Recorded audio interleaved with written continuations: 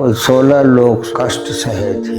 वो भारत अज्ञानता का, अविद्या का, अंधकार का युग था। रात में उनको पखाना पेशाब लग जाए तो उनको लगता था जैसे कि ऊपर से वज्र गिर रहा है, कहाँ जाएंगे। लोहिया ने कहा कि युवक सभा जब कहोगे तो केवल लड़के का हुआ, लड़की तो छूट जाएगी। तो शब्द बदला तो हो गया समाजवादी युव जन सभा। दोनों को हवन करने का अधिकार है, पूजा करने का अधिकार है। क्रांति के साथ सत्ता सुख जुड़ गया तो क्रांति हो गई सत्ता सुख में। तो आते आते नरेंद्र मोदी जब आए हैं, इतने बीच में भटकाव की राजनीति है। बिल्कुल, किसी में अगर 51% से ज्यादा अच्छाई है तो उसको अच्छा मान के उसके साथ चलो। तो डॉक्टर लोहिया कहते थे राह को देखो, राही को मत देखो। महाकुंभ में जो भगदड़ मचे थे और अव्यवस्था हो गई थी थोड़े दिनों के लिए, लेकिन उससे ज़्यादा तारीफ हुई कि व्यवस्था बहुत अच्छी थी, पुलिस वाले बहुत ही होते और योगी जी ने वो करा था। देश आजाद हुआ तो 35 करोड़ थे, आज हम 145 करोड़ हैं। तो 35 करोड़ जो लोग थे तो 35 करोड़ के हिसाब से न कहीं जाते। बिल्कुल जी, इलाहाबाद में ही निकला कि कितने हवाई जहाज रोज वहाँ उतरते थे जी। तो उतने हवाई जहाज उतरने की कैपेसिटी नहीं थी इलाहाबाद में, तो उसको पहले से मूल्यांकन करके उसकी व्यवस्था किया होगा ना। ट्रेन इतने चलेंगे उसकी व्यवस्था किया होगा ना। कुंभ में इतने लोग आएंगे, कैसे आएंगे। ब्रिज बनाया गया कि एक रास्ते से नहीं कई रास्ते से लोग आएंगे, धक्का धुक्की कम होगा। कांग्रेस से लड़ते लड़ते मैं बहुत दूरी तक कांग्रेस को तोड़ चुका हूँ, लेकिन कांग्रेस को तोड़ते तोड़ते मैं खुद भी टूट चुका हूँ कि जब जैसा तब तैसा जी, नहीं तो नेता कैसा। सही, बिल्कुल सही बात। जय हिंद दोस्तों, स्वागत है आपका बिहार बैठक में। बातों का जंक्शन, बिहार का कनेक्शन।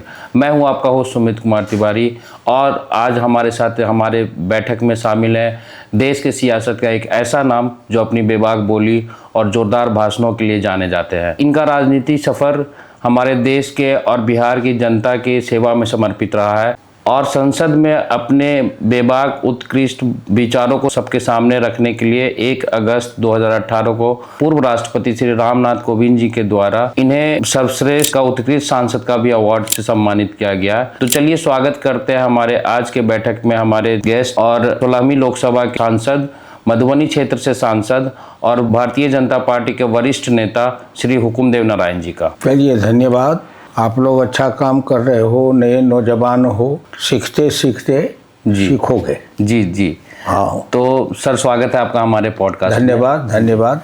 तो सर हमें अपने शुरुआती जीवन के बारे में और अपनी स्टूडेंट की लाइफ के बारे में हमें जानकारी दे सर। देखो, उतनी पुरानी बातें हैं जी, और वो 1939 में मेरा जन्म हुआ था, तब अंग्रेजी राज था जी। मेरे पिताजी, 8 चाचा, 4 और चचेरे भाई सब मिलके मेरे परिवार से जी, मेरे गांव के 2 निषाद बंधु थे, सैनी, 2 भाई बरहई जी। कुल 16 लोग स्वतंत्रता आंदोलन में भाग लिए थे, जेल गए थे जी, कष्ट सहे थे। उस समय गांव में अंधेरा रहता था जी, मिट्टी की ढिबरी जलती थी जी। एक आध 2 कोई संपन्न किसान होते थे, उनके घर पर एक लालटेन जलते रहता रात में, नहीं तो पूरा गांव अंधेरा जी। 7 बजते बजते सूर्यास्त होते होते गांव के 95% लोग खा लेते थे, इसलिए कि देर तक जगेंगे तो मिट्टी तेल मिलता नहीं है तो जलाना पड़ेगा जी। तो जल्दी दीपक बुझा दे जी। तो वो अंधेरी रात में लोग गुजारा करते थे सब कुछ जी। तो सर सड़क से लेके संसद तक का सफर कितना चुनौतीपूर्ण रहा आपका? अब चुनौतीपूर्ण जो है जी, अब उस समय तो न वीडियो था जी और न कैमरा था जी। सही बात है, जो कोई आदमी उसका खींच करके फोटो रखता। सही बात है। लेकिन उस समय की बातें अगर बताई जाए तो कुछ सिनेमा में आते हैं जी, लेकिन वो भारत अज्ञानता का, अविद्या का, अंधकार का युग था जी। दूसरा वो भारत सामंतवाद जी और एक निर्धन जी, इन दोनों के बीच का भारत था जी। जो गांव के गरीब थे, किसान थे, मजदूर थे, पिछड़े थे, दलित थे जी, वो अपने को भाषा में बोलते थे तो कहते थे कि गरीब आदमी दीवार बराबर, मतलब गरीब आदमी मिट्टी की दीवार जैसे है। सही बात। वो ज़्यादातर जमीन पर बैठते थे, जमीन पर ही सोते थे जी। एक ही साथ 5-5, 7-7 लोग एक ही साथ सोते थे जी। पुआल पर सोते थे, पुआल की चटाई होती थी वही ओढ़ लेते थे जी और उसी भारत से मेरी यात्रा शुरू है। जी। तो बरसात के समय में गांव में इतने कीचड़ होते थे। हाँ जी जी। लोग 98-99% लोग थे जो बिना चप्पल के चलते थे, जूता तो कोई पहनते ही नहीं थे। रात में उनको पखाना पेशाब लग जाए तो उनको लगता था जैसे कि ऊपर से वज्र गिर रहा है, कहाँ जाएं। तो वहाँ से यात्रा शुरू हुई। जी। तो सर आपने अपना जीवन शुरुआत किया था समाजवादी बनकर और फिर आप भारतीय जनता पार्टी से जुड़ते हैं, तो इस बदलाव का कोई खास वजह थी उस टाइम? देखो, मेरे परिवार के तो सब लोग कांग्रेसी थे जी। उस समय, तो कांग्रेस ही था। सही बात है। और जो समाजवादी लोग थे जी वो भी कांग्रेस से ही जुड़े थे, क्योंकि हम प्रारंभ में पार्टी का नाम था ही कांग्रेस सोशलिस्ट पार्टी। जी। तो कांग्रेस की एक शाखा थी। जब 1934 में आचार्य नरेंद्र देव, डॉक्टर लोहिया, जयप्रकाश नारायण इत्यादि जो बड़े लोग थे जी, तो उन सब लोगों ने पार्टी बनाई थी, तो उसका नाम था कांग्रेस सोशलिस्ट पार्टी। जी। क्योंकि कांग्रेस के साथ ही कांग्रेस में एक उनका एक मंच था जी, समाजवादियों का, जी, जो आर्थिक मामलों में जी और आज़ादी के मामलों में जिसको कहो थोड़ा ये गर्म पंथ वाले थे, गर्म पंथ वाले। जी। तो मेरे परिवार के सारे लोग कांग्रेसी थे। मेरे चचा जी साधारण पढ़े थे, गांव तक, मिडिल पास वाले तक। जी। लेकिन वो उस समय कांग्रेस के अपने इलाके के सबसे बड़े नेता थे। जी। स्वर्गीय भुवनेश्वर यादव डिस्ट्रिक्ट बोर्ड के, वो लोकल बोर्ड के वाइस चेयरमैन भी बने थे। उस समय बड़ी कीमत थी लोकल बोर्ड के, डिस्ट्रिक्ट बोर्ड का मेंबर बनना। जी। लेकिन मैं पढ़ाई में के समय से ही, जी। हाई स्कूल के बाद जब मैं कॉलेज में गया, जी। 55 में मैट्रिक पास किया था, जी। तो कॉलेज में जाने के बाद मेरी संगति, जी। कुछ छात्र थे समाजवादी, जी।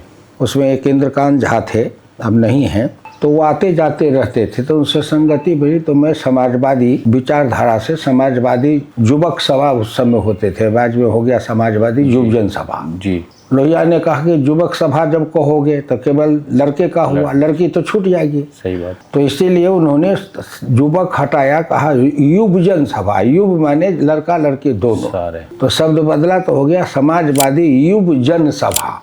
जी। युवजन, युव माने सारे, युव माने लड़का लड़की सब। तो उसके साथ संपर्क में आए, उस विचारधारा से जुड़े। जी। हालांकि मैं शहर में आया था तो 55 में मैट्रिक पास किया। जी। तो 50 से 51 में जी। जब मिडिल पास करके शहर में आए थे पढ़ने के लिए, तो मेरे गांव की एक दूर के मेरे पिताजी की बहन लगती थी चचेरी। जी। तो उसकी एक झोपड़ी था, उसी में जाके हम रहे, उन्हीं के घर में। जी। वहीं से पैदल हाई स्कूल जाते थे। एक 1.5 किलोमीटर पर हाई स्कूल था शहर में। तो वहाँ संघ के शाखाएं लगती थी। जी। तो कुछ लड़कों को मालूम हुआ कि गांव से आए हैं। एक मेरे चचेरे भाई मुझसे बड़े थे, रामजी यादव, वो भी जिंदे हैं, 5 साल में से बड़े। तो साथ गए थे पढ़ने। तो लड़के लोग आए, मेरे से चर्चा करने लगे। ब्रजकिशोर मंडल थे, जगदीश साहू थे, राम स्वरूप महतो थे। जी। तो उन्होंने कहा, हमने कहा क्या करते हैं आप? तो कहा उसमें खेल खेलते हैं, चिक्का, कबड्डी, ये वो, लाठी डंडा सिखाते हैं सब संघ में, फिर बैठ के गाते हैं। तो हमने कहा कि चलिए, मुझे भी आनंद आएगा। जी। तो फिर वो लोग कहे, तो उनका निवेश, उनके संघ के उस समय हाफ पैंट, उजला कुर्ता, बेल्ट, लाठी। जी। तो वो इंतजाम करके हम भी उसके साथ शाखा में जाने लगे। 8वीं क्लास में थे तब। जी। आप समझो कि 1950-51 के आसपास संघ के स्वयंसेवक बने। और 55-56 में जब पहुंच गए कॉलेज में, तो वहां जाके समाजवादी युवजन सभा के साथ जुड़ गए, क्योंकि वो काफी प्रभावी थे। जी। वो उन्हीं का, तो वो समाजवादी विचारधारा से जुड़ गए। जी। और वहीं जहां हम कॉलेज में गए थे, लॉज में रहते थे, हेम बाबू के लॉज में। जी। तो उसी के सामने एक अनंत यादव थे, वो आर्य समाजी थे। जी। तो उस समय आर्य समाजी भी जो समाज में होते थे, उनको भी लोग कहते थे कि ये आर्या समाज है, माने आर्य समाज ये कुछ मानता नहीं है। जी। हवन वगैरह करते थे। हाँ, वो मानता नहीं है, क्योंकि वो सनातन की जो कुछ बुराइयां हैं उसकी वो कटु आलोचक थे। अच्छा। तो अनंत यादव के नज़दीक में जाके बैठता था, तो उनसे पता लिया। तो फिर मैं आर्य समाज की किताब मंगाया, जी। स्वामी दयानंद सरस्वती के जी। सत्यार्थ प्रकाश, जो ऋग्वेद आदि भाष्य भूमिका, जी। उनके 10 नियम। तो सब मंगाए जी तो उसको मैं पढ़ा। जी तो पढ़ने के बाद वो आर्य समाज का विचार मुझको ज़्यादा अच्छा लगा, अच्छा क्योंकि सामाजिक शोषण जो था पिछड़े और दलित समाज पर, जो सामाजिक शोषण था, जी। तो धार्मिक तौर पर जिसको कहो, धार्मिक तौर पर महर्षि दयानंद सरस्वती ही थे जी जो उन्होंने इसको चुनौती दी थी कि वेद पढ़ने का सबको बराबर अधिकार है, नर नारी समानता है, जी दोनों को हवन करने का अधिकार है, पूजा करने का अधिकार है, पढ़ने का अधिकार है, जी गायत्री मंत्र जपने का अधिकार है। तो उस समय जो जिसको शूद्र कहते हैं और जिसको ओबीसी और एसटी एससी कहते हैं, वो सब मिला करके कहते थे शूद्र। जी तो उस समय की व्यवस्था में शूद्र को गायत्री मंत्र जप करने का अधिकार नहीं है, वेद पढ़ने का अधिकार नहीं है। तो दयानंद सरस्वती जब इस चीज को करते थे जी तो जो पिछड़े समाज के लोग थे या उच्च वर्ग में जो उदारवादी थे, उन लोगों को पसंद था जी। तो उस पर आर्य समाज के प्रति वो आकर्षित होते थे। अच्छा। कारण वो था सामाजिक समता, सांस्कृतिक और सामाजिक समानता की बात जी धार्मिक क्षेत्र में सबसे पहले महर्षि दयानंद सरस्वती ने सार्वजनिक रूप में क्रांतिकारी रूप से उठाया। तो उनके विचार से प्रभावित हुए। तो तीन चीज का प्रभाव मुझ पर पड़ा जी। बहुत हो तो 4 का प्रभाव पड़ा। परिवार कांग्रेसी जी।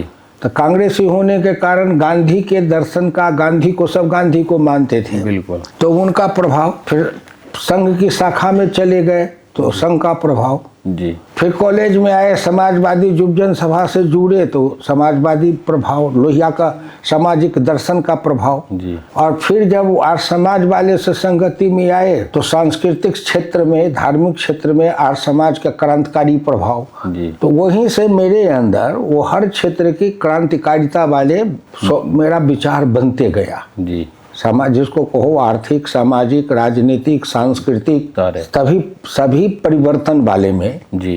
तो मैं परिवर्तनवादी बना। फिर चलते चलते उस समय उनके नेता भी कर्पूरी ठाकुर, रामानंद तिवारी, कपिल देव सिंह, जो कोई भी थे सभी सामान्य परिवार के, गरीब परिवार के थे। जी। तो उनके साथ नेतृत्व के साथ चले। जब समाजवादी आंदोलन बिखर गया, डॉक्टर लोहिया का 12 अक्टूबर 1967 को देहांत हो गया। जी। तो मेरा नाविक का नाव मझधार में भटक गई, नाव भटक गई। जी। कोई नाविक था नहीं था। और जो लोग थे उन लोगों के पास में लोहिया के जैसे समग्र नीति नहीं थी। जी। थी जैसे कर्पूरी ठाकुर थे, जी। ऐसे एक आध नेता थे देश में, लेकिन जी। अर्थ का अभाव, जी। साधन का अभाव, जी। बहुत अभाव। नहीं तो लोहिया के बाद कर्पूरी ठाकुर को अगर अवसर मिलता जी तो फिर समाजवादी धारा को लोहिया के दर्शन के अनुसार देश में आगे बढ़ा सकते थे। जी। फिर उसके बाद गैर कांग्रेसवाद आया। गैर कांग्रेसवाद माने मिली जुली सत्ता। तो फिर उसमें सत्ता सुख जुड़ गया। जी। तो जब क्रांति के साथ सत्ता सुख जुड़ गया जी तो क्रांति हो गई सत्ता सुख में कन्वर्ट। और उसके बाद भटकाव आया। जी। वो बहुत भटकाव के बाद, जी वो युग है भटकाव का। जी। जी। भटकाव का। और 77 के बाद जब जनता पार्टी का विघटन हुआ, जब पहली बार मैं लोकसभा में आया था, जी उसके बाद से युग होता है। जी युग राजनीतिक भटकाव का युग, विपक्ष के भटकाव का। जी। तो लगातार वहां से देखो तो आते आते नरेंद्र मोदी जब आए हैं, इतने बीच में भटकाव की राजनीति है। बिल्कुल। वो उससे जुड़ा सबका था। येन केन प्रकार सत्ता में भागीदारी रहो, सत्ता की साझेदारी हो, सत्ता का सुख पाओ और जैसे तैसे सत्ता का सुख मिले। बस वो हो गए सत्तावादी। जी। तो विपक्ष भी हो गया सत्तावादी। जी। कांग्रेस तो सत्तावादी था ही। जी हाँ। तो सत्तावादियों का गठबंधन होने लगा। जी। और उस बीच में जो परिवर्तनवादी थे वो धारा रही नहीं। जी। वो विलुप्त हो गई। तो उसमें हमारे जैसे लोग थे वो बेचैन होकर के भटक रहे थे। जी। तो फिर अंत में जब सब निर्णय के बाद तो 93 में काफी आत्ममंथन चिंतन करने के बाद मैंने कहा भला हो या बुरा हो, अच्छा हो या बुरा हो। जी। न 100% लोहिया कहते थे, न 100% अच्छाई को देखो, न 100% बुराई को देखो। सही बात। दोनों कुछ न कुछ रहेगा। उसमें प्रतिशत देखो, मात्रा। जी।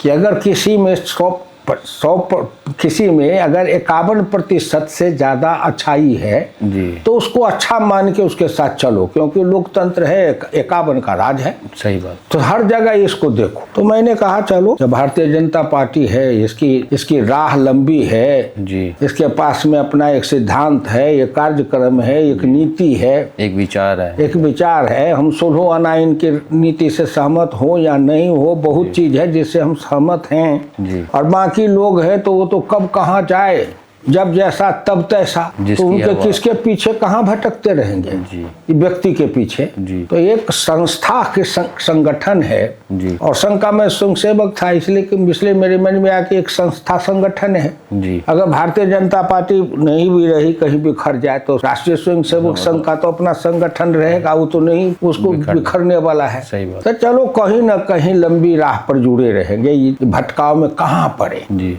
तो मैंने सब छोड़ छाड़ करके अपनी यात्रा को मोड़ा कि जिसका कोई लक्ष्य हो, जी, जिसकी कोई राह लंबी हो। तो डॉक्टर लोहिया कहते थे राह को देखो, राही को मत देखो। तो हमने कहा इस मामले में ये भारतीय जनता पार्टी सही है कि ये राही को नहीं देखता है, राह को देखता है।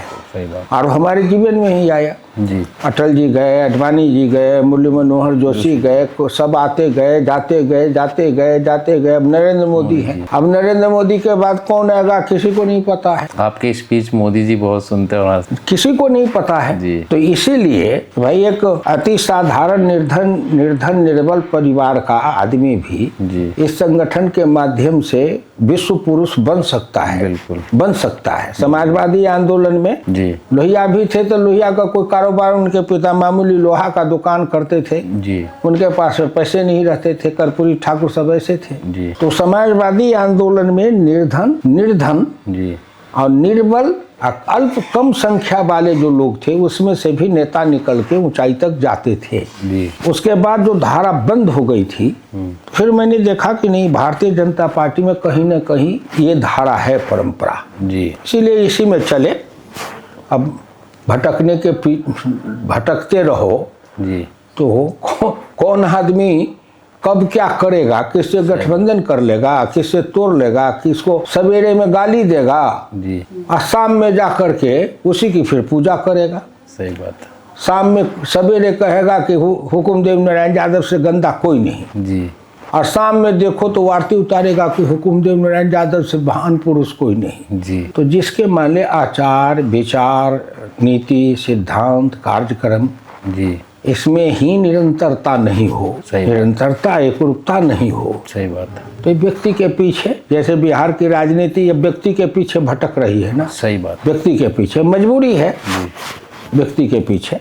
उस पे भी आएंगे सर हम लोग अभी। तो जब आप पहली बार सांसद बने थे तो घर वालों का, दोस्तों का कैसा रिएक्शन था?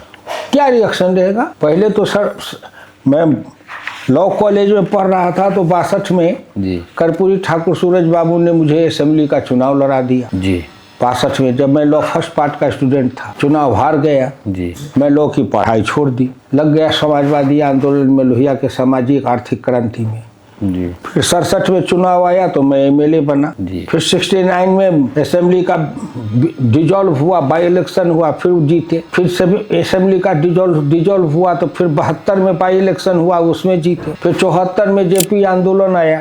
तो इमरजेंसी के बाद जेपी जी का आंदोलन होता है, बहुत बड़ा आंदोलन होता है। तो जब आप पहली बार जेपी जी से कभी आपकी मुलाकात हो पाई और उनके आंदोलन का उस समय कैसा माहौल था, ताकि आज के युग के बच्चे समझ पाए कि उस समय क्या हो रहा था देश में?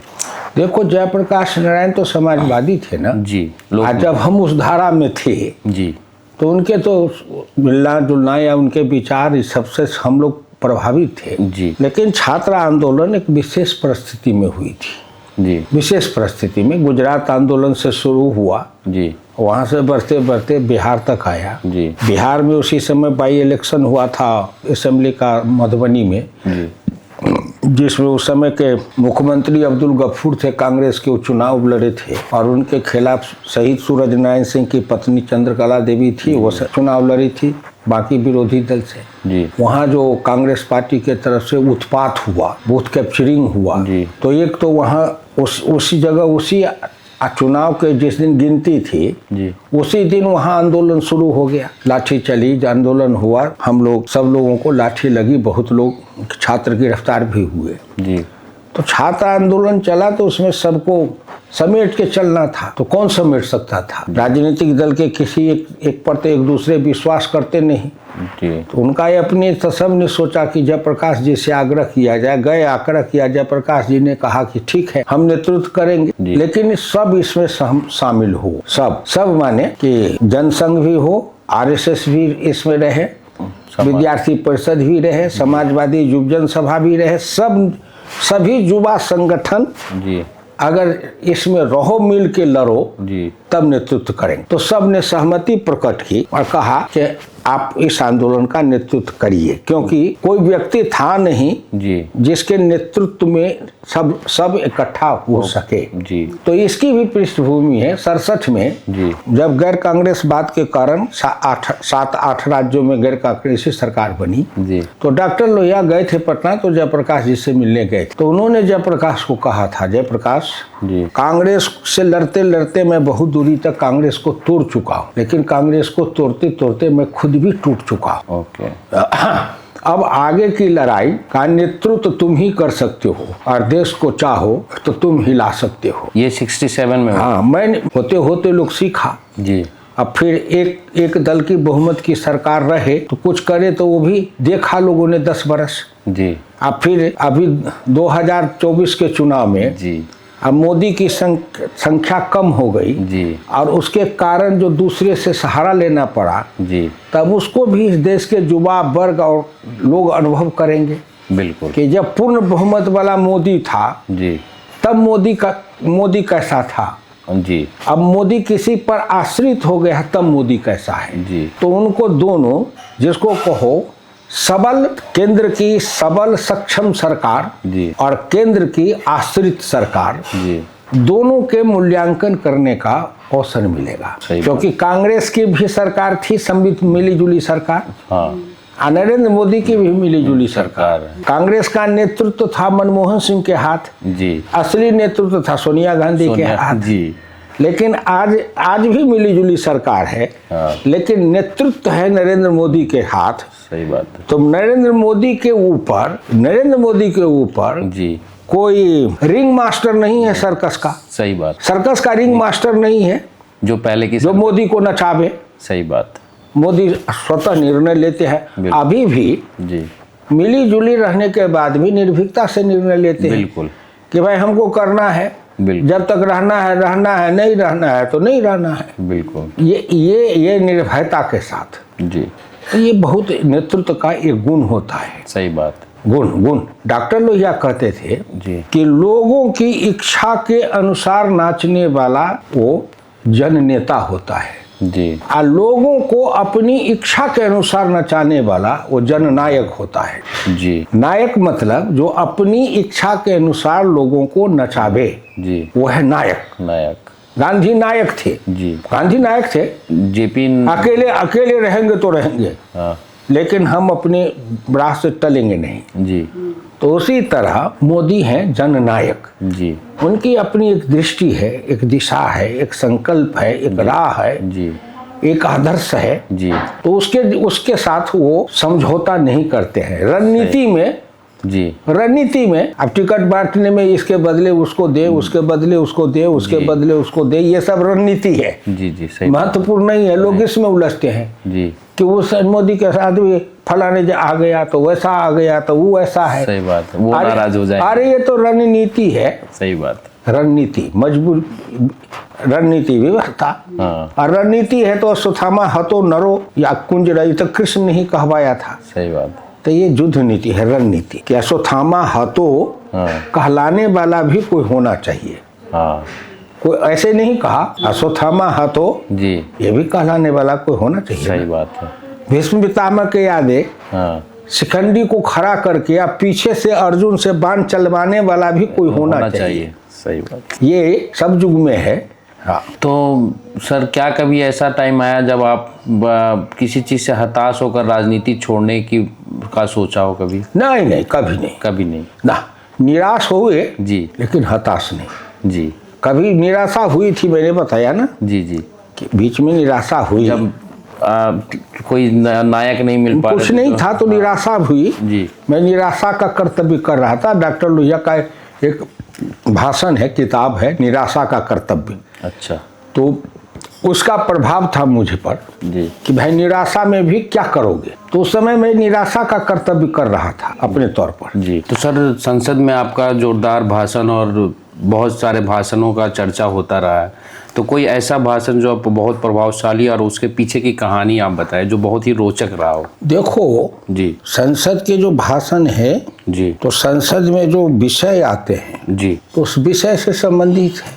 जी तब उसके पीछे कोई पब्लिक प्लेटफार्म तो है नहीं। जी तो इसीलिए वहाँ विषय से संबंधित जो होते हैं जी उस पर लोगों को बोलना होता है। जी तो उसके पीछे कोई रोचक कहानी नहीं। बोलने वाले जो होते हैं उनकी अपनी जी उनका अपना विचार व्यवहार, उनकी अपनी मान्यता, उनकी अपनी जो दिशा दृष्टि है, जी तो उसी हिसाब से बोलते हैं। जी।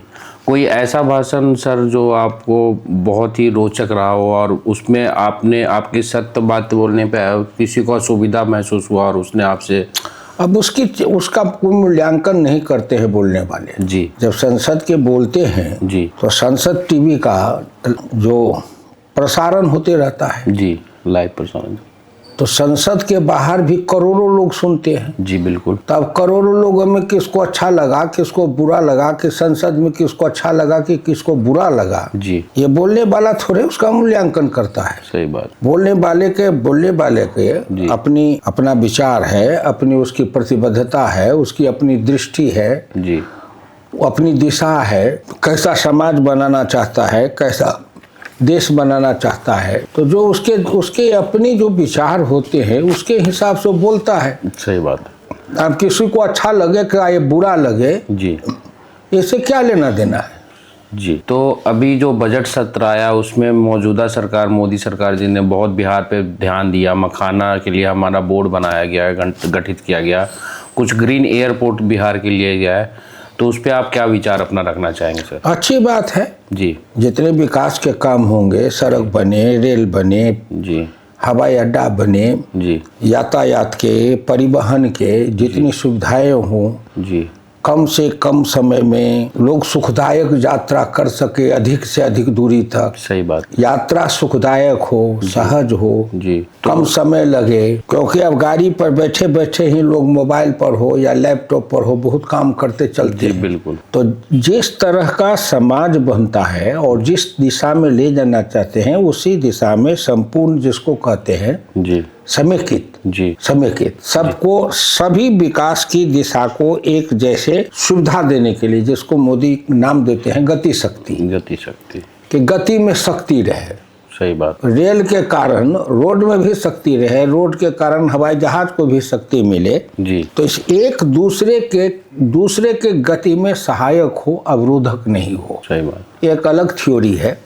तो इसीलिए बन रहा है। तो ठीक है, मखाना बोर्ड बना तो 1 डिस्ट्रिक्ट 1 क्रॉप, जी ये मोदी का था। उसमें उधर दरभंगा मधुबनी उस बेल्ट के लिए मखाना को चुना गया कि मखाना का राष्ट्रीय अंतर्राष्ट्रीय स्तर पर उसका प्रचार हो। जी बिल्कुल। तब मखाना की खेती बढ़िया हो, बीज बढ़िया हो, जी जो खेती करने वाले हैं उनको खेती करने के लिए जो सुविधा है या जो मशीन है, जी तो सब तरह की सुविधा मिले। तो वहाँ वाजपेयी जी के समय ही जब मैं कृषि राज्य मंत्री था तो मखाना रिसर्च स्टेशन बना था, छोटा सेंटर। जी और बाद में चल के फुल फ्लेज हो गया मखाना रिसर्च इंस्टीट्यूट है। इंस्टीट्यूट माने पूरा। जी तो पूरा है वहाँ, उसमें वहाँ बहुत अच्छा रिसर्च हुआ है। जी अब उस रिसर्च को के आधार पर जी उसका क्या कहते हैं प्रोडक्शन हो, अब फिर उसका मार्केटिंग हो, तो इस तक ले जाने के लिए वो नहीं कर सकते। तो अभी सर आप हमेशा से किसानों और ग्रामीण क्षेत्रों की आवाज़ रहे हैं, तो अभी की सरकार की जो नीतियां हैं किसानों को लेकर के वो कैसी हैं? देखो, किसान की नीति है जी तो उसको समग्रता में सोचना चाहिए। जी दुर्भाग्य है इस देश में कि जो किसान के कुछ संगठन है, नेता हैं, जी वो भी समग्रता में नहीं सोचते, कैसी दुराग्रह पूर्वाग्रह में है। जी क्योंकि वो किसी न किसी विचार से, किसी न किसी मान्यता से, न किसी पार्टी से जी पर जुड़े हुए हैं। बिल्कुल। तो इसके कारण जी समग्रता में नहीं, जैसे चौधरी चरण सिंह जी थे जी तो वो किसान की नीति के बारे में कहते थे तो समग्रता में कहते थे। जो उन्होंने लिखा इकोनॉमिक नाइटमेयर ऑफ इंडिया, जी 70 के दशक में उनकी किताब थी भारत की अर्थनीति गांधीवादी रूपरेखा। जी तो उसमें उन्होंने समग्रता में व्याख्या की है। समग्रता में व्याख्या की है जी किस चीज़ की? कृषि की समग्र नीति। जी कृषि और उद्योग के साथ कैसे तालमेल बैठे। जी दूसरा कि जो कृषि उत्पाद है उसमें गुणवत्ता भी हो, निरंतरता भी हो, अस्थायित्व भी हो। जी। और तीसरा कि जो गांव में बसने वाले लोग हैं, किसान हैं, बिल्कुल। तो गांव में बसने वाले जो किसान हैं उनके बच्चे सब ग्रामीण स्कूल में, ग्रामीण विश्वविद्यालय में से ही महाविद्यालय विश्वविद्यालय से पढ़ के निकलते हैं। जी तो सरकारी नौकरियों में उनके बच्चों का, जो ग्रामीण क्षेत्र में पढ़ने वाले बच्चे हैं जी सरकारी विद्यालयों में, जी उनका भी सरकारी नौकरी में समुचित प्रतिनिधित्व हो। जी सही बात। जो IAS से लेके ऑल इंडिया सर्विस में, जी स्टेट सर्विस में, जी ग्रामीण क्षेत्र के लोगों का भी समुचित प्रतिनिधित्व, अनुपातिक, जी जिससे कि नीति बनाते समय गांव वाले भी वो नीति निर्धारण करें तो गांव की समस्या का निदान करें। सही बात। आज जो विदेश से पढ़ के आते हैं, जी अब हार्वर्ड यूनिवर्सिटी से, ऑक्सफोर्ड से जो पढ़ के आएंगे, जी वो बड़े विद्वान हो सकते हैं, जी लेकिन भारत की समस्या का समाधान वो कैसे करेंगे? क्योंकि उनको समस्या का पता ही नहीं है। सही बात है। वो लोक नीति है, पब्लिक पॉलिसी पढ़ के आते हैं, कहाँ से? ऑक्सफोर्ड से, हार्वर्ड से, कैम्ब्रिज से। तो भाई वहाँ से पढ़ के आए हो लोक नीति, जी तो क्या पढ़ के आओगे? सर आप किसी नेता की तरफ इशारा तो नहीं करना चाह रहे? देखो ये सब बात प्रश्न नहीं पूछना चाहिए। हम किसी नेता की तरफ नहीं इशारा करते हैं। जी जी जी हाँ, मेरे सामने कोई व्यक्ति नहीं है। जी मैं जब बोलता हूँ जी तो एक सिद्धांत की बात बोलता हूँ, नीति की बात। सही बात। बस। तो आज के टाइम में किसानों के लिए सबसे बड़ी समस्या क्या होता है? किसान की बड़ी समस्या यही है जी कि उसके उत्पाद की बिक्री की व्यवस्था हो, और दूसरे जी कि उचित कीमत मिले, जी तीसरे लागत कम हो, जी उस पर लागत कम हो, जी और चौथा कि कृषि के उत्पाद और उद्योग के जो उत्पाद हैं, जी दोनों में जी संतुलन हो। जी बिल्कुल संतुलन। बिल्कुल। खेती के उत्पाद की कीमत जैसे घटे बढ़े, जी औद्योगिक उत्पाद के भी कीमत को वैसे ही नियंत्रित किया जाए। सही बात। ये नहीं है कि खेती के उत्पाद की कीमत बढ़े जी कछुए के चाल से, जी औद्योगिक उत्पाद की कीमत दौड़े घोड़े की चाल से। जी तो किसानों को सरकार जितनी सहूलियत देगी, जी उससे अधिक वो जब उपभोक्ता के नाते औद्योगिक माल खरीदने जाएगा तो जितना सरकार देगी उससे 2 गुना वहाँ लग जाएगा। बिल्कुल। तो उसको बचता तो कुछ नहीं है। बिल्कुल नहीं बचता। जैसे मोदी जी 6,000 रुपया देते हैं, बड़ी बात है जी सीमांत किसान के लिए, जी जिनके पास में खेती के अलावा कोई रोजगार नहीं है, तो उनके लिए 6,000 भी बहुत चीज़ है, बहुत बड़ी अमाउंट, बहुत चीज़ है। 6,000 से फिर ग्रामीण अर्थव्यवस्था का भी वो क्या कहते हैं गतिशीलता आती है। जी जी वो वहाँ खपत होगी तो खपत होगा तो उत्पादन होगा, उत्पादन होगा तो रोजगार बढ़ेगा, एक चेन बनता है। बिल्कुल। इसको हिंदुस्तान के जो गांव में रहे हुए लोग नहीं है, ग्रामीण अर्थनीति नहीं जानने वाले हो, समझेंगे ही नहीं। बिल्कुल नहीं समझेंगे। जो विदेशी अर्थशास्त्रियों का अर्थशास्त्र पढ़े हुए हैं, जी तो उनको समझ ही में बात नहीं आएगी। जी क्योंकि हर अर्थशास्त्री अपने देश की परिस्थिति के अनुसार अर्थनीति बनाता है। सही बात है। अर्थनीति जी तो इसीलिए फर्क है। जी तो हमारे यहाँ इसको नियंत्रित करने की आवश्यकता है। नियंत्रित जी। अब किसान के अभी देख लो, किसान खेती किया, जी सरसों की खेती किया, सरसों की फसल पक गए, जी गेहूं की खेती है, गेहूं फूट रहे हैं, पकने पर आएंगे। बिल्कुल। वर्षा हो गए, ओला पड़ गए, जी उनके फसल चूर चूर हो गए। जी अब सरकार उनको अगर मुआवजा भी देगी, जी तो जो उसके मूल्यांकन करने वाले अफसर बैठे हैं वो तो कभी खेती करते ही नहीं। बिल्कुल। तो उनको क्या पता। बिल्कुल सही बात है। अब मैं किसान हूँ, खेती करता हूँ, तो मुझे पता है कि खेती 1 एकड़ की गेहूं खेती किया जी तो उसके जुताई है जी वो जी उसके जुताई पर किसान को लगभग 1,500 से 2,000 रुपया लगता है। जी उसके खाद में उतनी ही लगता है। जी उसके सिंचाई में मतलब 1 एकड़ गेहूं की खेती करे जी तो सामान्यतः किसान को 5,000, 6,000, 8,000 लग जाता जो बढ़िया से करे तो उसे खेती में लगता है। जी तो उसको तो लग गया 8,000, सही बात। और फिर अपना श्रम लगा परिवार का, सो अलग। वो अलग। अब मुआवजा तय करने वाले तय करेंगे कि उनको 2,000 एकड़ के हिसाब से दे दो, तो ये जले पर नमक छिड़कना है ना। बिल्कुल। उनका तो साफ साफ खत्म हो गया। बिल्कुल बिल्कुल। अब जो ओला पड़ा सरसों पर, तो सरसों काटने के लायक ही नहीं है। नहीं बचा। और वो काटेगा भी तो उसमें जो मजदूरी लगेगी वो बेकार जाएगी, जी। क्योंकि सरसों के सब दाना तो झड़ गए। तो इसका सॉल्यूशन के लिए सर आपकी नज़रों में क्या है जो मोदी सरकार जी को करना चाहिए, मोदी सरकार को, ताकि किसानों की समस्या का समाधान हो सके? देखो, चौधरी चरण सिंह हो या जो भी किसान नेता हुए जी, या किसान अर्थशास्त्री हुए जी, या ग्रामीण अर्थनीति के ज्ञाता हुए जी, या समाजवादी आंदोलन में डॉक्टर लोहिया थे जी, जो समग्रता में सोचते थे, तो उस समय से ये बात उठती रही है जी, कि एक राष्ट्रीय मूल्य निर्धारण आयोग बने जी, जो औद्योगिक माल के जो उत्पाद है उसकी भी कीमत निर्धारित करे। ओके। एक फार्मूला से जी, कि मान लो एक मोबाइल बनाने में कितना कॉस्ट आया, सही है। टोटल कॉस्ट, ठीक है। और इस पर कितना मुनाफा मिलके इसकी कीमत होनी चाहिए। जी, और दूसरा, जो खेती के जो उत्पाद हैं जी, उसके भी कुल उत्पादन में किसान के जो श्रम लगते हैं अपना परिवार का, सो सब जोड़ के जी, कि उस पर कितना कॉस्ट आया, जी, और जो लागत है उस लागत में मुनाफा कितना होना चाहिए। बिल्कुल। मुनाफा, तो मान लो मोबाइल के उत्पादन कॉस्ट है, प्रोडक्शन कॉस्ट, मान लो मोबाइल का प्रोडक्शन कॉस्ट है 5,000 जी, और कीमत है इसका 15,000 जी, या कीमत है 20,000 जी, और किसान अगर उत्पादन करता है तो उसकी एमएसपी लगती है, सरकार तय करती है कि एमएसपी है, एमएसपी। जी, दूसरा, हिंदुस्तान के अंदर जो स्मॉल एंड मार्जिनल फार्मर्स है, छोटे किसान, जी, वो अपना अनाज मंडी तक ले जाएंगे कैसे बेचने। सही बात। जो 5 क्विंटल, 10 क्विंटल, 20 क्विंटल, 25 क्विंटल बेचने वाले हैं, जी, वो मंडी तक ले कौन चीज से जाएंगे।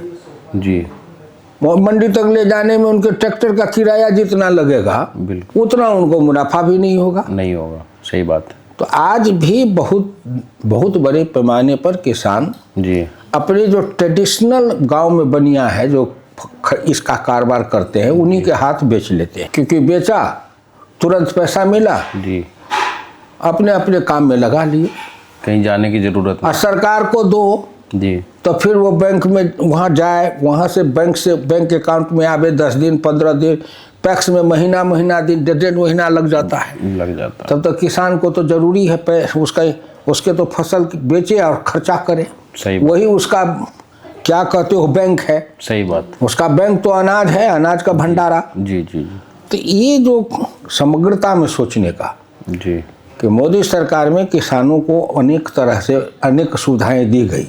जी, कोई एफपीओ बनाया गया जीविका के मार्फत, तो ये स्वयं सहायता समूह के मार्फत, कई तरह से जी, जी, अपनी जगह सही है, सही जगह। दूसरा, हरियाणा पंजाब कुछ इलाका है जहाँ किसान का जमीन है वो चकबंदी है, कंसोलिडेशन ऑफ लैंड है। जी, और बहुत बड़ा देश का एरिया है, बिहार से लेके पूर्वी उत्तर प्रदेश से लेकर के आओ बिहार बंगाल तक चला जाए, जिसको फ्रैगमेंटेशन ऑफ लैंड है।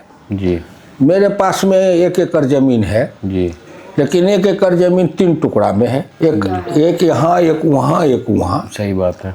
अब उसको सच्चाई कैसे करेगा। मैं कभी कभी फ़ोन करके पूछते रहता हूँ, तो मेरा एक रिश्तेदार है, उसको फ़ोन किया, हाल चाल पूछे, तो हम कहा गेहूं के, तो कहा पटावे कठिनाई है। हम कहा है बोरिंग से नहीं पटाते, कहा बोरिंग तो है सर जी, लेकिन भर दिन पाइप समेटेगा कौन। सही बात। कि 1000 फीट, 500 फीट, 1000 फीट का पाइप बिछावे, सही बात है। फिर उसको समेटे, तो हमारे पास में इतना समय उसी को पाइपे समेटने में लग जाएगा, तो हम खेत क्या पटावेंगे।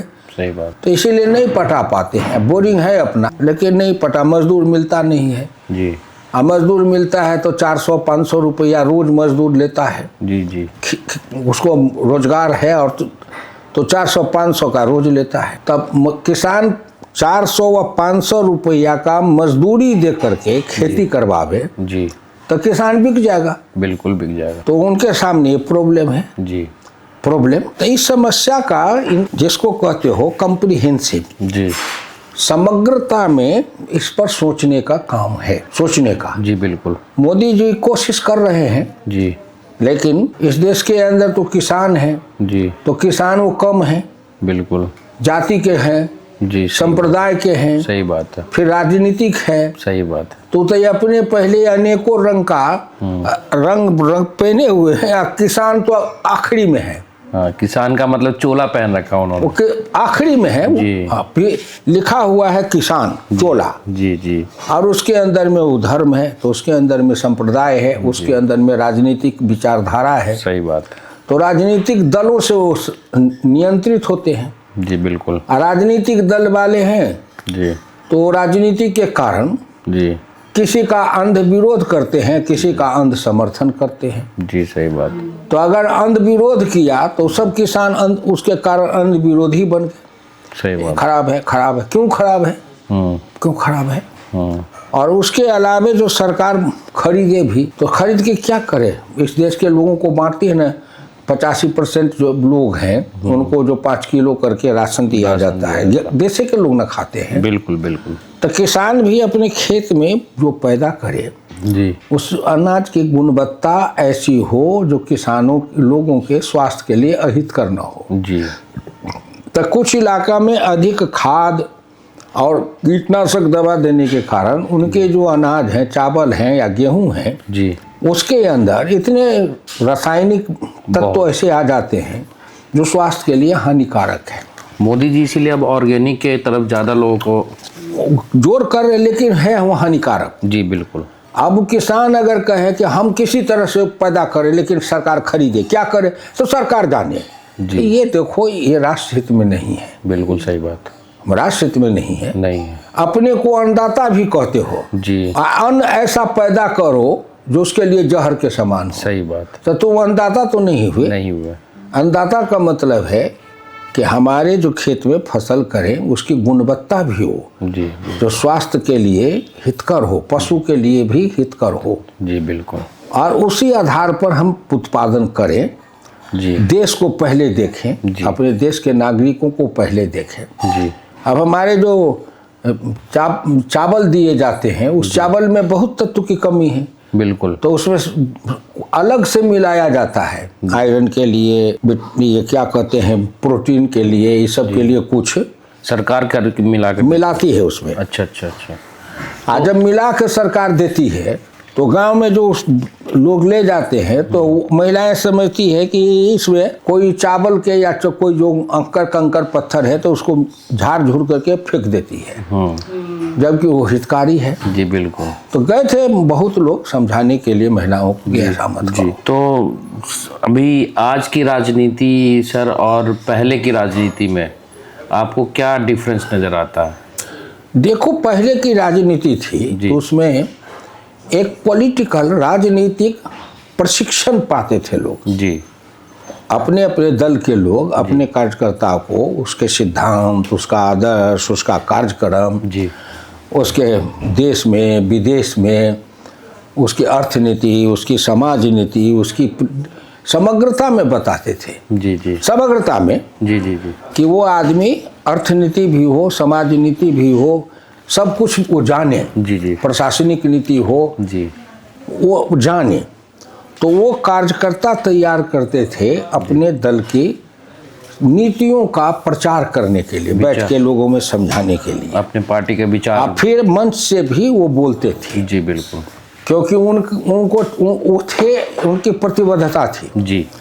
लेकिन जो जो राजनीतिक दलों की प्रतिबद्धता केवल सत्ता प्राप्त करने की हो गई, जी, तो सिद्धांत का जो सवाल था वो गौण होते चला गया। बिल्कुल। अब वो प्रशिक्षण नहीं मिलता है। जी बिल्कुल। अब राजनीति में कौन आ गए? प्रोफेशनल लोग आ गए, बहुत प्रोफेशनल, व्यवसाय करने वाले आ गए, नौकरी पेशा से रिटायर कर गए।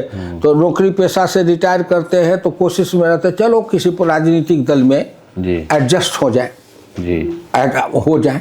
तो नौकरी पेशा करके आए जी तो उनका संस्कार क्या मिला? बिल्कुल नौकरी पेशा वाले का क्या संस्कार है? एक संस्कार कि अपने से ऊपर वाले के आगे, अपने से ऊपर वाले के आगे सिर झुकाओ, जी हुजूरी करना, और अपने से नीचे वाले को डांटते रहो। सही बात, तो उनका ये संस्कार बना बिल्कुल कि नीचे वाले को डांटो जी, और ऊपर वाले के आगे सिर झुकाओ। सही बात, यस सर।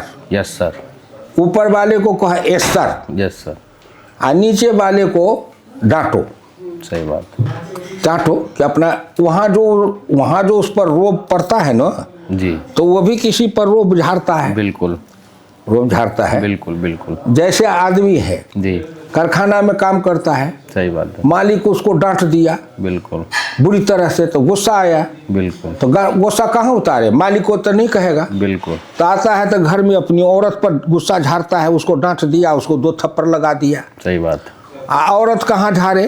तो औरत गए तो अब उसके बच्चे जो घर में है, वो कुछ गलती हुई तो उसको 2 थप्पड़ लगा दिया। सही बात है, बिल्कुल, तो लोग कहते थे कहाँ मालिक का गुस्सा हाँ, कहाँ गिरा उस बच्चे के ऊपर में, सही बात, बच्चे के ऊपर में। जी अगर मजदूर को मालिक अगर एक झापड़ मारा तो वही मालिक को 2 झापड़ लगा दे तो नहीं करेगा। नहीं, बिल्कुल उसी तरह से ये जो मानसिकता है ना, जी इससे निकालना। और किसान को भी जब तक अपने को जाति से, जी जाति धर्म और संप्रदाय के बंधन से मुक्त नहीं कर ले, जी रहे जी बिल्कुल, अपने धर्म को माने, अपने संप्रदाय को माने, उसके अनुसार पूजा अनुष्ठान करे, सब ठीक है, जी सब ठीक है, करे, लेकिन सोचे जब तो राष्ट्र हित में सोचे, जी बिल्कुल, जी बिल्कुल, व्यापकता में। और सरकार जो करती है, जी तो सरकार के लागू होते हैं ना, जी, तो लागू कौन करता है? सर, अफसर। और जो अफसर है लागू करने वाले, जी उनकी मनोवृत्ति है सामंतवादी। बिल्कुल, 10% 5% अफसर आजकल आए हैं जिनका उदाहरण दिया जाता है, जो बहुत उदाहरण प्रस्तुत करते हैं, लेकिन सामान्यतः हिंदुस्तान के जो अफसरशाही, चाहे पिछड़े हो, दलित हो या कोई हो, जब वो अफसर बनते हैं जी तो उनकी मानसिकता हो जाती है सामंतवादी, सही बात, सामंतवादी। सही बात, अफसर बनने के बाद न पिछड़ा रहता है, न दलित रहता है, सब बराबर हो जाता है, सही बात, सब बराबर। बिल्कुल। हाँ। तो आज के राजनीति पे आपको ये लगता है कि सोशल मीडिया का ज़्यादा इन्फ्लुएंस हो रखा है राजनेताओं पे, कि वो अभी हर चीज़ कैमरा के सामने करना पसंद करते हैं? नहीं जी वो भी सही है, जी लेकिन एक है सोशल मीडिया में किसी चीज विषय पर चर्चा करना, जी एक है किसी विषय पर जिसको कहते हैं बाइट देना, जी बाइट देना। जी लालू जी ने ये कहा, आपका क्या कहना है? तेजस्वी ने ये कहा, आपका क्या कहना है? जी नीतीश के बेटा राजनीति में आ रही है, आपका क्या कहना है? जी तो मैं कहता हूँ जी ये प्रश्न भी निरर्थक है, जी, और इस प्रश्न पर प्रतिक्रिया देने वाले भी फालतू हैं। सही बात, अब लालू ने ऐसा कहा तो लालू से जाके पूछो क्यों कहा। बिल्कुल बिल्कुल, दुनिया ने सुन लिया। जी हमको जो कहना, मुझे जो कहना है सो मैं कहता हूँ, जी जी, लालू को जो कहना है सो लालू जी कहे। कहेंगे, और लोकतंत्र में जनता को चुनना है कि लालू ने कहा सो और मैं कहता हूँ सो, दोनों का मूल्यांकन करें। तो इस बारी विधानसभा, दिल्ली विधानसभा में लोकतंत्र की शक्ति दिखी। 27 साल बाद बीजेपी की सरकार बदली और आम आदमी पार्टी, जो बहुत ही एक तरह से अरविंद केजरीवाल जब बोल रहे थे कि मोदी जी को नया जन्म लेना पड़ेगा हराने के लिए, चलो बाबू, तो इस बदलाव पे आप कुछ बता अपना ठीक बात है, मैं कहा ना जी, लोकतंत्र है, जी लोक की इच्छा है, जी, लोक की इच्छा है ना, बिल्कुल, लोक की इच्छा हुई कि नहीं, बदल देंगे, सही बात है, बदल देंगे, बदल दिया। भाजपा की बात, भाजपा की राह, भाजपा के जो लिए उनके मन में, लोगों के मन में आया कि चलो ये इतने दिन से ये राह चला रहा है, अब भाजपा कह रही है तो चलो अब बदल के देखते हैं भाजपा को कि भाजपा कुछ क्या करती है। तो अब भाजपा जब करेगी काम तो उसके आधार पर लोग मूल्यांकन फिर करेंगे। जी। तो अभी बिहार में भी विधानसभा इलेक्शन होने वाला है और बिहार में कुछ युवा नेता जैसे चिराग पासवान है और तेजस्वी यादव हैं, तेज प्रताप यादव है।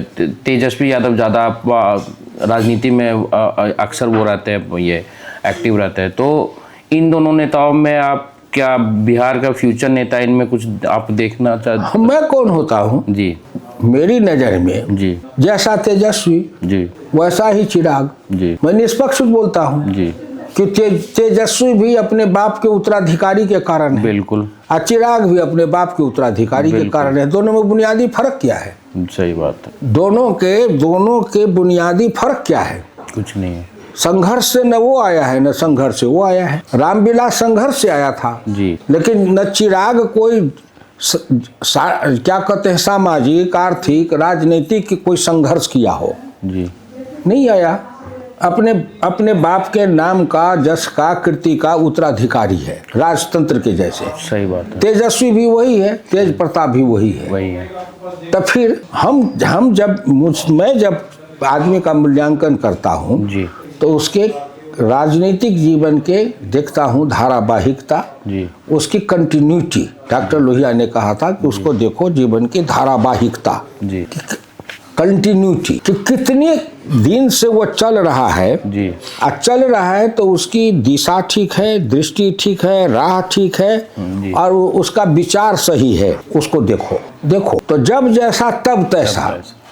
ऐसे भी नेता हैं, जी एक नेता है कि जब जैसा तब तैसा नहीं। जी हार हो या जीत हो हम अपनी राह के राही हैं, मस्ती में चलते रहेंगे, हारेंगे तब भी जीतेंगे तब भी। और वो मस्ती में गाते चलता है कि हम लोग हैं ऐसे दीवाने, हम लोग हैं ऐसे दीवाने, दुनिया को बदल के मानेंगे, मंजिल के धुन में आए हैं, मंजिल को पाके मानेंगे। क्या बात। एक है वो राह और एक राह है कि जब जैसा तब तैसा, जी नहीं तो नेता कैसा। सही, बिल्कुल सही बात। तो दोनों में फर्क है ना। जी जी जी बिल्कुल फर्क है। यही लोकतंत्र की मजबूरी है। जी उसमें बहुत है, जी उसमें बहुत है। एक परिवार के एक से अधिक या एक परिवार के सभी लोग राजनीति में रहें, जी इसमें कोई रोक नहीं है, नहीं रोक है। जी लेकिन उस परिवार के अंदर भी अगर राजनीतिक संघर्ष करके, जी राजनीति के अंदर त्याग करके, राजनीति के अंदर संगठन में समय लगा के, परिश्रम लगा के और तब अगर आगे बढ़ता है जी। तो वो उत्तराधिकारी नहीं माना जाएगा। सही बात। लेकिन जो उसमें संघर्ष किया, लंबी यात्रा की और आ गया क्यों भाई? इसलिए कि इस बाप का बेटा है। जी इस बाप का बेटा है। बिल्कुल। जैसे अंबानी के परिवार में अंबानी का खानदान वाला ही होगा, कंपनी का क्या कहते हैं मैनेजिंग डायरेक्टर, बिल्कुल सीईओ। जी बिल्कुल। अदानी के परिवार में वही होगा, टाटा के परिवार में वही होगा, जी बिरला के परिवार में वही होगा। बिल्कुल बिल्कुल। तो एक वो व्यवस्था है, जी एक राजनीतिक व्यवस्था है, जी एक राजनीतिक व्यवस्था जी जिसमें कर्पूरी ठाकुर जैसा कम तादाद वाला नाई का गरीब का बेटा जी और नरेंद्र मोदी जैसा एक मजदूरी का करने वाली का बेटा जी भी शिखर तक जा सकता है। बिल्कुल। एक राह ये है। जी तो जो इस संघर्ष के रास्ते से चलते हुए निकलते हैं जी वो इतिहास बनाते हैं। बिल्कुल। वो इतिहास बनाते हैं। और जो केवल अपने बाप माँ के नाम की कमाई खा करके जी जमींदार बनते हैं, बिल्कुल, उनकी राह अलग है, बिल्कुल। सोच अलग है, सही बात। सोच अलग है। जी। सोच तो अभी योगी जी ने और मोदी जी ने बहुत 144 साल बाद महाकुंभ का वो करवाया, तो महाकुंभ में जो भगदड़ मचे थे और अव्यवस्था हो गई थी थोड़े दिनों के लिए, लेकिन उससे ज़्यादा तारीफ हुई कि व्यवस्था बहुत अच्छी थी, पुलिस वाले बहुत ही वो थे और योगी जी ने वो करा था। तो इनका काम और सनातन धर्म के प्रति लोगों को इतना जागरूक करना, ये क्या पहले के सरकार में ऐसी चीज़ें हो थी या फिर अभी ये ज़्यादा मोदी सरकार इन सब चीज़ों पे ज़्यादा ध्यान दे रही है? देखो, इस सरकार की बात मत करो इसमें। जी। भगदड़ 54-55 में भी कुंभ में मचा था जब जवाहरलाल प्रधानमंत्री। जी बिल्कुल। मेरे पिताजी उस भगदड़ में उसमें थे जी। हम लोगों को मरते लाश को देखा था, किस तरह बच के गए थे तो बताते थे जी। लेकिन तब के युग में जी। एक तो जनसंख्या कम थी जी। आज के हिसाब से अगर कहे कि पहले इतनी भीड़ नहीं आती थी जी। तो भाई पहले जब देश आज़ाद हुआ तो 35 करोड़ थे। जी बिल्कुल। आज हम 145 करोड़ हैं। जी तो 35 करोड़ जो लोग थे तो 35 करोड़ के हिसाब से न कहीं जाते। बिल्कुल। आज 145 करोड़ है तो उसी के हिसाब न कहीं जाएंगे। बिल्कुल बिल्कुल। कितना अंतर है, बहुत अंतर। दूसरा ये जो यातायात की व्यवस्था है जी तो ट्रेन में, वो भी ट्रेन में जी समूचे केवल वो ठसम ठस क्लास ही होते थे, स्लीपर उलीपर का कहीं पता नहीं था। जी तो ट्रेन की इतनी सुविधा नहीं थी, जी बस की इतनी सुविधा नहीं थी। जी तो पिछले 10-12 वर्षों में जी बड़ा है, अटल जी के समय से इस पर जोर आया, लेकिन मोदी के समय में जी हाईवे बने हैं, सड़क की सुविधा बनी है, एक फर्स्ट क्लास सड़कें बनी है, बिल्कुल 4 लेन बने हैं, एक्सप्रेस हाईवे बने हैं, जी ट्रेन इतने द्रुतगामी ट्रेन चले हैं, रंग बिरंग के ट्रेन चले हैं, उसकी सुविधा है, बिल्कुल हवाई जहाज की सुविधा है। जी और उसके साथ साथ लोगों की जो आर्थिक शक्ति बढ़ी है, जी तो अपने भी साधन फोर व्हीलर से, अपने साधन से भी, जिसको कहते हैं परचेजिंग कैपेसिटी, जी जिसको कहते हैं खर्च करने की ताकत, तो लोगों को खर्च करने की शक्ति भी बढ़ी है। इसलिए बढ़ी है कि वही ना खर्च करेगा जिसको कुछ आमदनी होगी। बिल्कुल। तो इसका मतलब लोगों को किसी न किसी रूप में, किसी न किसी तरह से आमदनी का कुछ जरिया भी बढ़ा है। बिल्कुल बढ़ा। और जब आमदनी का जरिया बढ़ा है तो खर्च करने की ताकत भी बढ़ी है। जी। और खर्च करने की ताकत बढ़ी है तो आदमी अब सब जगह जाने भी लगा है। सही बात। तो लोग आए ये सब सुविधा के कारण, लेकिन जी वहाँ जो कुंभ के अंदर या सरकार के द्वारा जो स्पेशल ट्रेन दे देना, जी ये सब की व्यवस्था करना, जी सुविधा देना, जी ये पहले इस पर ध्यान नहीं था। जी हवाई जहाज इलाहाबाद में, जी इलाहाबाद में ही निकला कि कितने हवाई जहाज रोज वहाँ उतरते थे। जी बहुत सारे अभी जो आया तो इतने हवाई जहाज उतरते थे। जी तो उतने हवाई जहाज उतरने की कैपेसिटी नहीं थी इलाहाबाद में। जी बिल्कुल नहीं। लेकिन ऐसा होगा तो आखिर हवाई जहाज इतने उतर सकते हैं तो उसको पहले से मूल्यांकन करके उसकी व्यवस्था किया होगा ना। बिल्कुल बिल्कुल। ट्रेन इतने चलेंगे उसकी व्यवस्था किया होगा ना। कुंभ में इतने लोग आएंगे, कैसे आएंगे? पेंटून ब्रिज बनाया गया जी कि एक रास्ते से नहीं, कई रास्ते से लोग आएंगे। जी तो अलग अलग रास्ते से आएंगे, बट के आएंगे तो धक्का धुक्की कम होगा। जी तो कई अपने जो वैज्ञानिक तरीका है, टेक्नोलॉजी, उससे जो लोग थे सारी व्यवस्थाएं की गई। जी लोग आए, जी आने वाले जो लोग आए, जो लोग यात्री आए जी वहाँ, जी उनमें से सबने नहाया, प्रसन्नता से जय जयकार करते हुए अपना घर गया। बिल्कुल। तो गाँव में कहावत है, बादी 12 पंच 18। जी जो कुंभ में नहाया जी उसको कोई कष्ट नहीं देखा, जो कुंभ में नहाया उसको कोई तकलीफ नहीं हुई। जी जो नहाया कहा कि नहीं सब ठीक व्यवस्था है। सही बात। इससे हम लोगों को खाने पीने सब निजी तौर पर जो मठ के लोग थे, अपने अपने जिनके विचारधारा के लोग थे, वो अपने अपने गुरु के मठ में जाते हैं। बहुत बड़े बड़े छावनी में बिजनेसमैन। दूसरी बात, बड़े बड़े बिजनेसमैन चलाए जी। और वो इस्कॉन के जरिए अदानी ने चलाया, जो कितने लाख लोगों को गीता प्रेस अनेकों चलाया। जी बिल्कुल। तो अनेकों लोग चला रहे थे जी। और जो लोग आए तो 24 आवर्स वहाँ खाने की सुविधा थी। बिल्कुल। ऐसा जैसे जगन्नाथपुरी में है। जी। तो जिन लोगों को करना था, देखो जिन लोगों को करना था, हाँ। लोकहित, लोक उपकार, लोक सेवा, राष्ट्र सेवा, वो लोग उसमें मस्त थे। बिल्कुल। आज जिन लोगों को केवल उसकी निंदा करनी थी तो निंदा करने में मस्त थे। जी बिल्कुल। निंदा करने में मस्त थे, तब उसका क्या जवाब दिया जाएगा? सही बात। 1-2 क्वेश्चंस और पूछना चाहेंगे सर। राम मंदिर का संघर्ष आपने स्टार्टिंग से देखा है, आप देख रहे होंगे सर, जब लाल कृष्ण आडवाणी जी रैली निकाले, चलो उसे, हाँ जी, तो इस पे राम मंदिर जो बना है, इस पे आप क्या टिप्पणी देना चाहेंगे? क्योंकि संघर्ष आपने देखा है सामने से। क्या टिप्पणी करेंगे? जब से वो राम मंदिर का विवाद 500-700 बरस से, बाबर के समय से, जब से ध्वंस हुआ वो जी, उसी समय से वहाँ पर राम मंदिर बनाने के लिए लोग लड़ते आए। बिल्कुल। हजारों लोग अपनी लड़ाई लड़के कुर्बानी दी जी, निरंतरता रही जी। निरंतरता के कारण आते आते सुप्रीम कोर्ट से फैसला हुआ जी। कहा, सुप्रीम कोर्ट ने ये नहीं कहा कि राम जन्मभूमि है कि बापू सुप्रीम कोर्ट ने ही कहा कि ये जमीन सरकार की है जी, और सरकार के ऊपर हम छोड़ देते हैं कि सरकार वहाँ जो करे। अगर राम मंदिर बनावे जी, तो सरकार को भी चाहिए कि वहाँ निजी ट्रस्ट बनावे, ट्रस्ट के द्वारा बनाया जाए, सरकार से नहीं बने।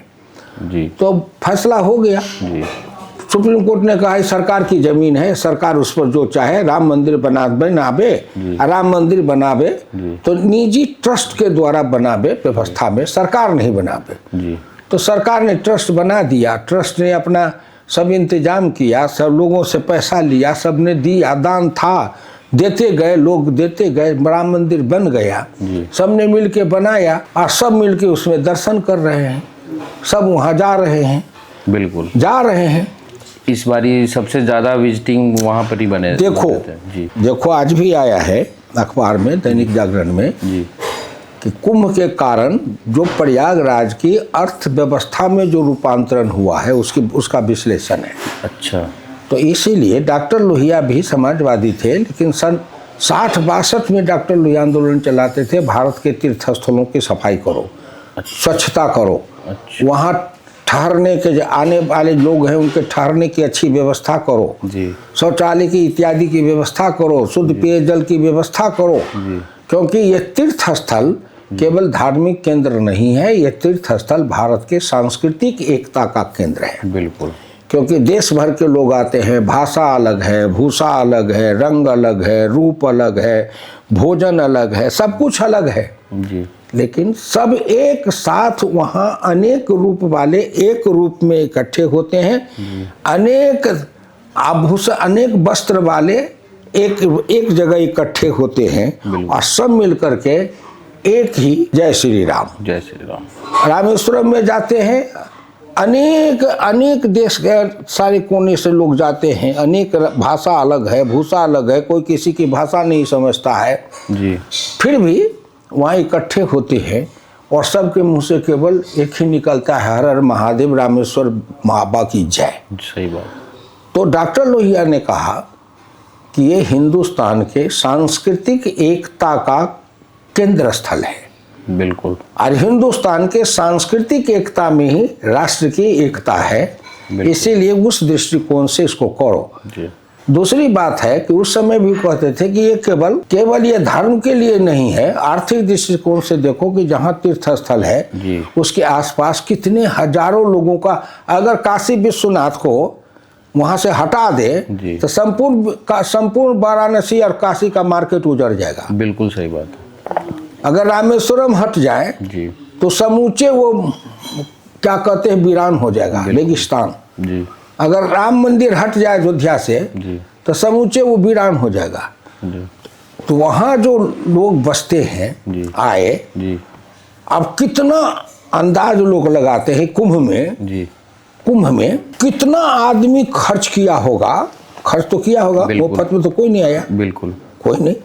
अगर कहते हैं जो 60 करोड़ आया, 60 करोड़ हर आदमी पर मोटा मोटी किया होगा, ज्यादा भी जी, लेकिन हर आदमी पर मोटा मोटी कोई करे कि 1000 रुपया खर्च किया तो 60 करोड़ आदमी आया, 60 करोड़ को 1000 से गुना करे तो बोलो कितना रुपया मार्केट में आया। सही बात। कितना सामान बिका, बिल्कुल, कितना व्यापार उद्योग चला, कितनों का पेट चला, वही तो, अरे जब चला तो रोजगार मिला। बिल्कुल, कितने नाविक थे, नाव चलाते थे, उनका रोजगार मिला, बाकी लोगों का जो जैसा रोजगार करने वाला था वैसा ही रोजगार करके कुछ न कुछ 10, 20, 25, 50 हजार रुपया जो कमाया। बिल्कुल, इतने करोड़ों लोगों को, लाखों लोगों को रोजगार मिला जी, इतने जो विकास का काम हुआ जी, इतने लोग एक जगह इकट्ठा हुए और सब तो केवल एक ही कर रहे थे, गंगा माता की जय, गंगा माता की जय, गंगा माता की जय करते गए। और तुम कहते थे कि पानी खराब है और सब जो प्लास्टिक वाला जर्किन में कोई 5 लीटर तो कोई 10 लीटर तो कोई 15 लीटर पानी लेके गए। तो जो लेके गए उनके लिए तो अमृत है। बिल्कुल। अब बाकी जो देख रहे थे सो कहते थे कि वो पानी पीने लायक नहीं है। और दुनिया देख रही है कि वहां पर सब उसमें डुबकी लगाता है और पानी भी 2 चुरू पीता है। बिल्कुल। अब पीने के बाद न किसी को हैजा हुआ, न कॉलरा हुआ, न किसी को कोई बीमारी हुई, न कोई कुछ बड़ी महामारी फैली जी। तो एक बात, इससे देश को बचना चाहिए जी, बचना चाहिए, बिल्कुल बचना चाहिए, बचना चाहिए। अब गंगा की धारा में स्वच्छता रहे, निर्मलता रहे। जी डॉक्टर लोहिया कहते थे कि भारत की नदियों की इसीलिए स्वच्छता बनाए रखो जी कि गंगा के किनारे करोड़ों लोग हैं जो गंगा का पानी प्रतिदिन पीते हैं, उनके पशु को नहलाते हैं, उनको वो स्वयं नहाते हैं, उनके खेत में सिंचाई होती है। तो जिस गंगा के जल से करोड़ों लोग जिस गंगा के जल पर आश्रित हैं, उस गंगा के जल की धारा की शुद्धता अवश्य बना के रखो, बिल्कुल अवश्य बना के रखो। सर, एक आखिरी क्वेश्चन से फिर अपने बैठक का विराम करना चाहूँगा मैं। आप उत्कृष्ट सांसद का जब आपको अवार्ड मिला था, आपने एक स्पीच वहाँ पे आप दे रहे थे, तो उसमें जितने भी नेता बैठे हुए थे सबके आपकी स्पीच सुन करके काफ़ी वो कर रहे थे, मतलब खुश थे। तो उस समय का कोई इंटरेस्टिंग वाकया जो आपको याद हो, जो कभी जो नेताजी का आप जो जानकारी नहीं है लोगों को, आप वो लोगों को बता। देखो, जो सिनेमा में एक्टिंग करता है ना जी, वो इवेंट को याद रखता है। जी बिल्कुल। आज जो लोक नेता होता है, लोक भावना वाला होता है जी, वो उसको याद नहीं रखता है, जी क्योंकि वो इवेंट नहीं करता है। जी बिल्कुल। एक है नाटक करने वाला, इवेंट करता है। जी तो वो जो लोक नेता होते हैं, जी लोक भावना वाले होते हैं ना, जी वो इवेंट नहीं करते हैं, जी वो सहजता के साथ बोलते हैं। बिल्कुल। वो किसी को दिखाने के लिए नहीं बोलते हैं, दिखाने के लिए नहीं बोलते हैं, और किसी की प्रसन्नता के लिए नहीं बोलते हैं। जी, बस उनको जो बोलते हैं सो हिंदुस्तान के करोड़ों गांव के निर्धन निर्बल जो देश है, देश की सभ्यता है, संस्कृति है, देश के लोक जीवन है, जो मैं कहा हूँ कि लोक भाषा, लोक भूषा, लोक भोजन, लोक भवन, लोक आस्था, लोक संस्कृति, लोक संस्कार, लोक कला, लोक जीवन, तब लोकतंत्र। तो जो इस राह के जो राही हैं वो अपने धुन के मत वाले होते हैं। जी कोई कुछ भी कहे, मन लागा, हम बोल रहे हैं, भाषण दे रहे हैं, जी, किसी को पसंद है तो वाह वाह, नहीं पसंद है तो वाह वाह। हम अपनी राग, अपनी धुन गा रहे हैं, बस हो गया। जैसे कोई संत है, महात्मा है, जी वो अपने ईश्वर के धुन में है तो अपनी मस्ती में ईश्वर के भजन में लीन है। अब उनके राग अच्छे हैं कि क्या है, स्वर, राग, ताल, उससे क्या लेना देना है, बिल्कुल। वो तो परमात्मा के अनुराग में मस्त हैं। जी, तो उसी तरह राजनीति में जो निर्धन, निर्बल, गरीब, पिछड़े, दलित और राष्ट्र की एकता और अखंडता, भारतीय संस्कृति के लिए समर्पित भाव से जी जो अपने बोलते हैं, तो उनका अपना राग है। अब वो राग पसंद पड़े तो कोई नाचेगा, नहीं पसंद पड़े तो कोई रोएगा, इसे क्या लेना देना है। सही बात है। इसीलिए कई लोग पूछते हैं, हम कहते हैं मुझको तो खुद नहीं पता है जी, कि कौन हंस रहे थे, रो भी रहे थे लोग। बिल्कुल, ये नहीं है कि रो भी नहीं रहे थे, रो भी रहे थे। जी जी जी स्वयं पार्लियामेंट में मोदी हंसे भी हैं, और मोदी की आंख से भी आंसू आया। जी, क्यों? कोई इवेंट तो नहीं था, नहीं था, मैं कोई नाटक तो नहीं कर रहा था। नहीं। अगर मोदी के आंख से आंसू टपके, जी, इसका मतलब हिंदुस्तान के करोड़ों निर्धन, निर्बल, गरीब, पिछड़े, दलित जो हैं, जी, जो उस दुख की जिंदगी को जीने वाले हैं, जी, उन सब के आंख में आंसू टपक गया होगा बिल्कुल, कि मेरे दिल की बात बोल रहा है, सही बात, ये मेरे दिल की बात बोल रहा है। जी, तो जब नेता जनता के आम लोग हैं, आम लोगों की भावना के अनुकूल नेता जब आचरण करता है और बोलता है, जी, तभी लोगों को आनंद आता है, बिल्कुल, तभी आनंद आता है। जी, नहीं तो वैसे तो लोग नाटक देखते हैं, ताली बजाते हैं, चले जाते हैं। यही फर्क है, बिल्कुल फर्क है। बहुत अच्छा लगा सर आपसे बातें करके। तो ये थी दोस्तों आज की हमारी बैठक, और हमारे सारी का किस्से कहानियाँ हुकुमदेव नारायण जी का आप लोगों ने सुना होगा। होप आप लोगों ने एंजॉय करा होगा। अगली बैठक जल्द करते हैं, तो मिलते हैं अगले बैठक में।